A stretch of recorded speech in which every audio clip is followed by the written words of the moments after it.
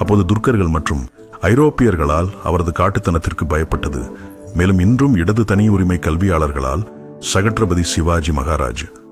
இந்திய மற்றும் வெளிநாட்டு வரலாற்றாசிரியர்கள் அவரை பற்றி பல கற்பனைகள் எழுதியுள்ளனர். ஆனாலும் அவர்கள் அவரை நேருவியன் மதச்சார்பின்மையின் மாதிரிக்குள் சிறைபிடிக்கவில்லை.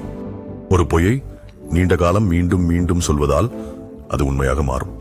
ஆனால் அது மாறுமா? அவர் மதச்சார்பற்றவர். அப்பொழுது எங்களால் இப்படி கூறப்படும் போது சிவாஜி மகாராஜா ஒரு முறைக்கோடான இந்து என்று கூறினால் அதற்கு லாபிபுரம் ஏன் அதிர்ந்து போகிறது?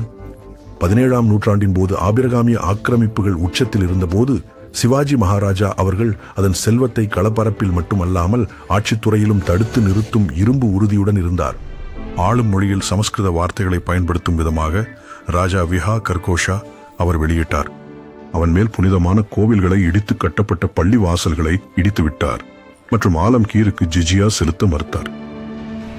அவர் அவருடைய மக்களை வேதனைப்படுத்திய கோவாவில் காட்மான முறையை கொண்டவர்களை கொன்றார். ஹிந்தவி சுவராஜ்யத்தில் மனிதர்களின் மறுமத பல்கலகங்களை சாதாரணமாக்கினார். இடதுசாரி நாகரிக கற்பனை அல்ல, உண்மையான ஆதாரங்கள் தர்மத்தின் பின்தொடர்ச்சியில் தளராத போராளியை வெளிப்படுத்துகிறது. மிலேச்சய தீக்ஷிதன்ஸ் மிலேச்சர்களை ஒழிக்க வாக்கு பிறப்பாள் பிரஜாதானா அரசு. சிவாஜி மகாராஜா இந்து இனம் உருவாக்கிய கடைசி கட்டமைப்பாளர் மற்றும் தேச நிர்மாண கலைஞர் ஆவார். என் மொழியை அவலமாக்கினால் அதை தூய்மைப்படுத்தி உங்களின் மொழியை நீக்கிவிடுவேன். என் கோவில்களை அழித்தால் நான் அவைகளை மறுபடியும் கட்டி அதே ஒப்புதல் கொடுப்பேன். என் மக்களை மாற்றினால் அவர்களை மீண்டும் மாறச் செய்து அந்த மூடர்களை தண்டிக்கிறேன். உங்களின் காட்டு மிராண்டித்தனத்தை நான் முற்றிலும் மன்னிக்க மாட்டேன்.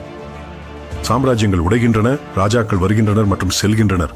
ஆனால் சத்ரபதி சிவாஜி போல ஒரு மாபெரும் ஆட்சி செய்தவரின் மரபு மனித இனத்துக்கு அழியா நினைவாக நிலைகிறது. நாம் எவ்வாறு ஒரு சிறிய தீப்பொறி பாரத் நாட்டின் விதியினை மாற்றியது என நினைவு கூர்வோம். அந்த தீப்பொறியாக இருங்கள்.